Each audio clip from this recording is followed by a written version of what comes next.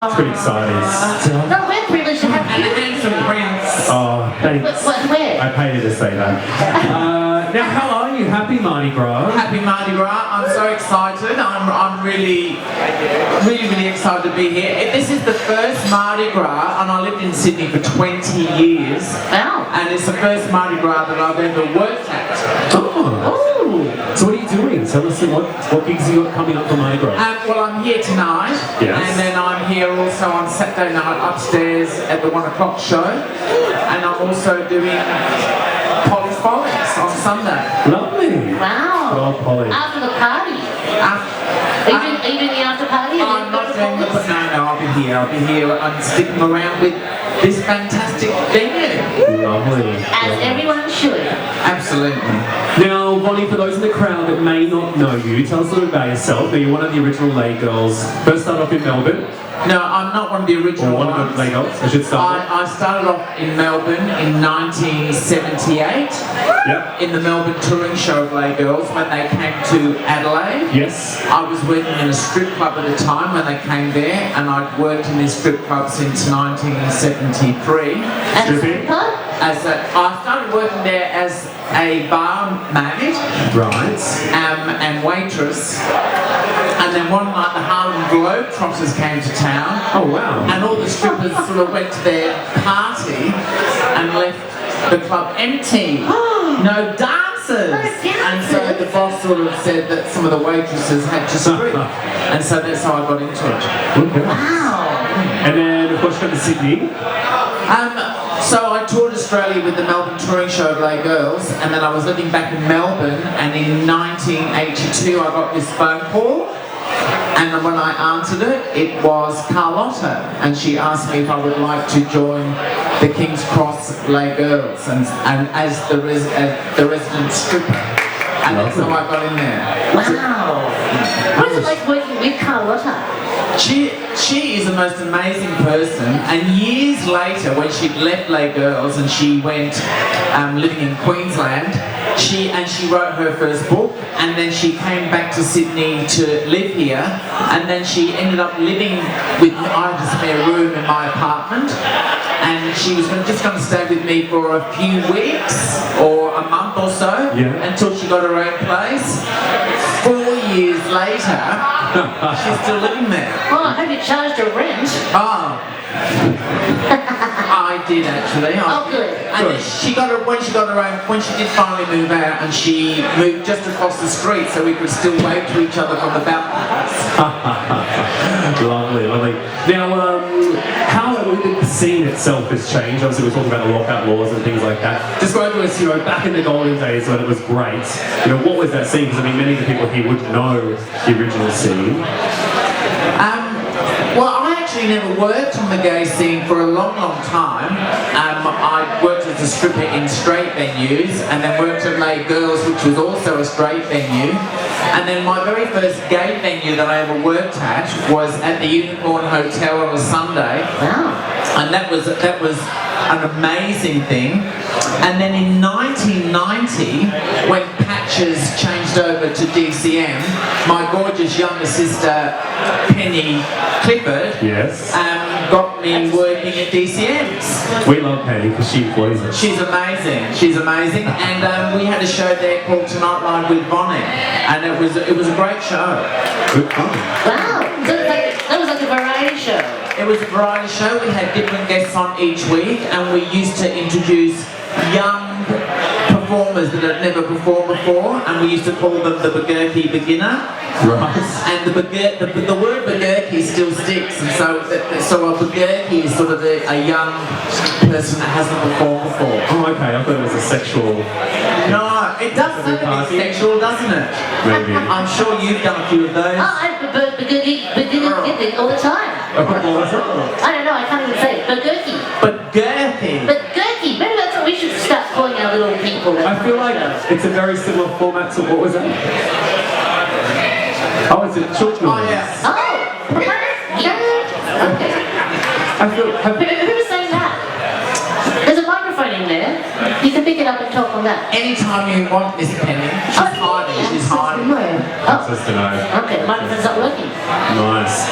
Now, what else has been happening? I mean, you're a very busy girl. What else is going on? What I'm else are you up actually, to? believe it or not, I've just retired. I moved from Sydney in 1996 and I went back to Adelaide to live.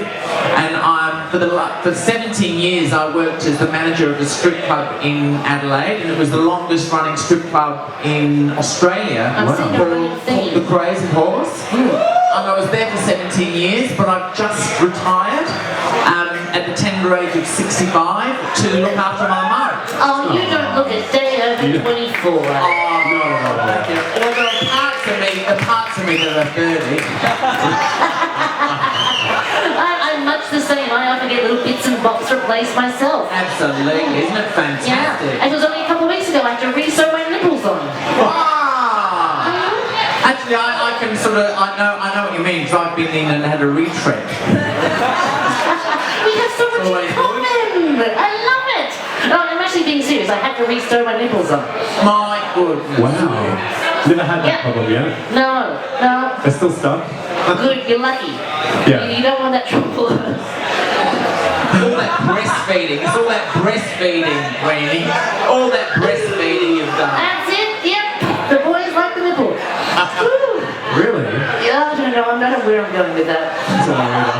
You know you can make a lot of money out of that. I have. I'm sure you Yeah, that's how I pay for these outfits. Yeah. Well, it's so lovely to have you here. Happy Mardi Gras. Yeah, but before we go on, we've got some photos of you. Oh, we have too. Yeah, we went stalked through your Facebook and we got some really great photos. I thought we'd put up on the screen. Please let it work. Here we go. Yes, here we and go. we thought we'd get you to describe some of these iconic photos from your past, your history. Oh, that was just back in November when the amazing Titter came to Adelaide, and of course everybody knows that she won Eurovision in 2014, and tomorrow night she's actually working at the Opera House. Yes. And when she came to Adelaide for the Adelaide Feast Festival, I was asked to host her night. Wow. So and I got to interview her in front of 2,000 people. That was sensational. Oh, wow. Is she lovely? Is she a lovely person? She really, really is an amazing. But you know, she's only very young. She's only 27, and so she hasn't really lived her life yet because she's still very young. But winning Eurovision has launched her career, and she's become a massive advocate for the gay scene. Wow. Lovely. I like her. I love that. What's next? Ooh, that was Christmas time. That's the show that I did. I'm on television on Channel 44, which is just a community channel, and that was a show called Get Tucked that I did with local drag queens Rochelle and Fifi, and we sang live, and it was a cabaret show and a variety show where we did interviews, much like this one, except on the telly. Not rub it in. Much better production values than ours. Where have we got Hitler? During Feast Festival, which is every November in Adelaide, it's a massive, massive gay festival that happens. One of the heads of festivals thought that I was really, really lovely and very, very nice and sort of sugary sweet, and so it might be nice to have me as the evil queen on the poster. And so a young man came and did my makeup, and I became the evil queen. The evil queen. Oh. You didn't strip in that one, did you? No, I didn't strip in that one. And that's another photo from Les Girls. That was back in the mid-80s, and I'd actually left the show and then was asked to go back into the show, and we had all the publicity done and all the photos, and I was actually the host of that show. And then Carlotta came back to town, so they dumped me and put her in. Bloody Carlotta. No, I still love her, and that's still the publicity from that time. How many years did you do Les Girls for? Including the Melbourne show, I guess I did from 77 or 78 until only about 10 years or 12 years all up. Lovely. And that was at DCM's with the show that I did with Penny Clifford.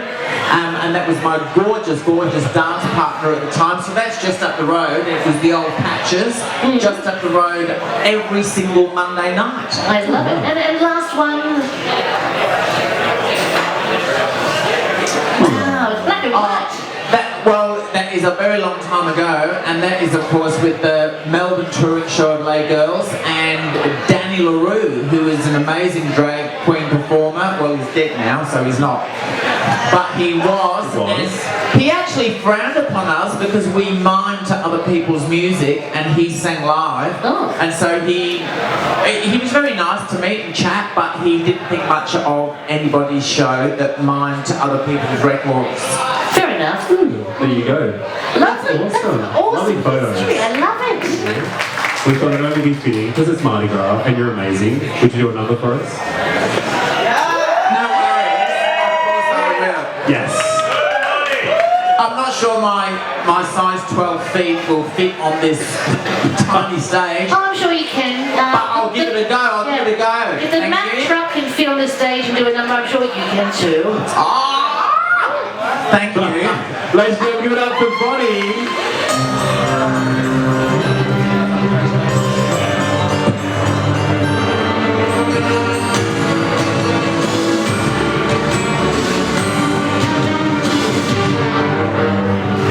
When times are hard, you ask for sweet tunes. When days are tough, the nights bring the full scenes. But when I swing and change to my